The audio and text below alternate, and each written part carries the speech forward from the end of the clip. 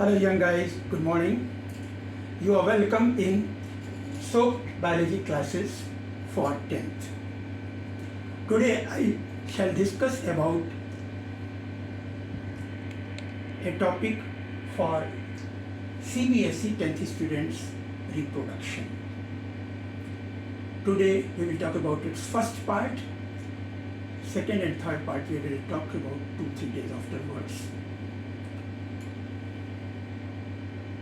Although there are many topics in physiology, digestion, respiration, circulation, excretion, and reproduction, but it is considered to be one of the most difficult, interesting, and controversial topics, because most of the parents and most of the students are confused that what has to be taught and what has not to be taught.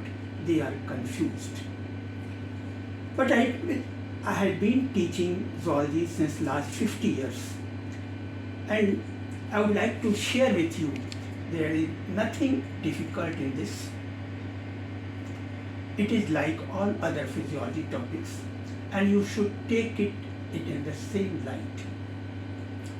One of the very interesting things is that many of the teachers start from anatomy of a plant or animal, and then they talk about its physiology.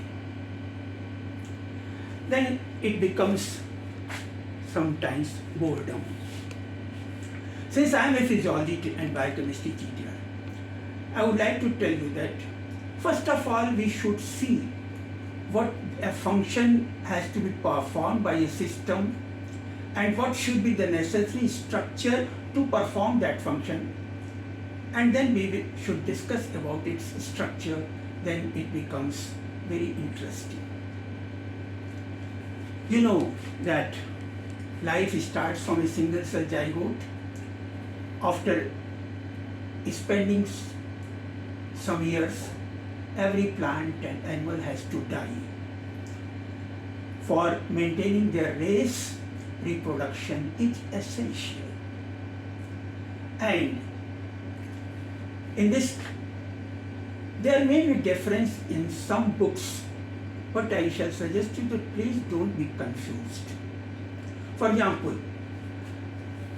the NCERT book has divided reproduction into two components. One, asexual, where an offspring is born from a single parent, and then sexual reproduction, in which an organism is born from two parents by gametic fusion. Asexual reproduction, some of the books and teachers divide them into two: vegetative propagation separate and asexual reproduction separate. But some of other books include all them in a single part, asexual reproduction. So first of all, let us discuss about asexual reproduction. How many types of asexual reproduction takes place in different animals and plants. In one of the simplest organisms, amoeba proteus, a protozoan, what happens? That the complete animal is a single cell having a plasma membrane, protoplasm, cytoplasm, and a single nucleus. Here, after every some time, this nucleus divides amitotically into two, and after that cytokinesis takes place and they separate into two cells, two organisms. A slight different structure we get in case of another protozoan, Plasmodium vivax, and Monocystis and many other sporozoan protozoans. Here what happens? A very interesting event happens. There is a cell having a nucleus. This nucleus breaks into many pieces, many nuclei. After some time, a part of cytoplasm is accumulated around each nucleus, and a small cell-like structure is formed called spore. When many spores are formed, the original cell breaks and dies, and all spores come out that develop into new organisms. In Spirogyra, a green algae, fragmentation takes place. Has a very elongated filament. It breaks into many pieces, and then each piece develops into a new plant.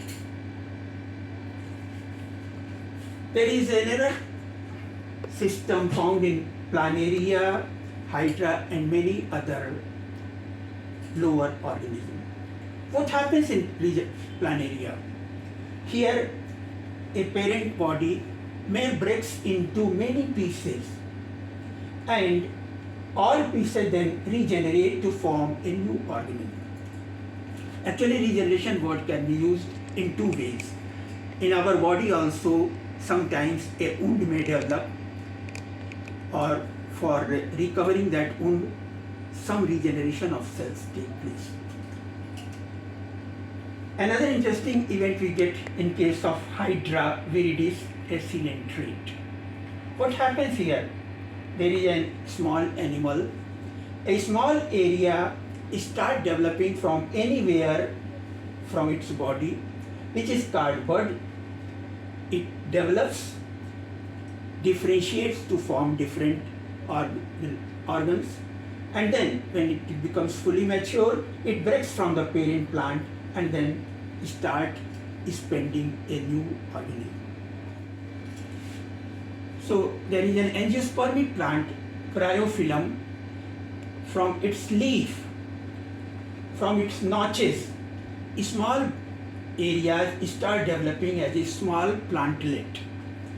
They are called buds, and when they become full mature, they just break from the leaf, falls on the soil, and develop into a new plant. Similarly, in some of the fungi, for example, rhizobius, what happens? That from the parent plant, some elongated rod-like structures develop, and at their tip, some sporangia develop, having a thick wall for protection. In this sporangia, many spores develop. After some time, these spores fall on the ground or any substratum and develop into a new plant. Then one more interesting thing is, in the life cycle of some of the animals, a larval stage is found, sometimes no larval stage is found. For example, in frog, the egg contains little amount of reserve food yolk. It is sufficient for development up to the larval stage. So what happens? Inside egg is divides into 1, 2, 4, 8 cells, and then it changes into a larva. Then the egg covering breaks, larva comes out, and it starts feeding by itself.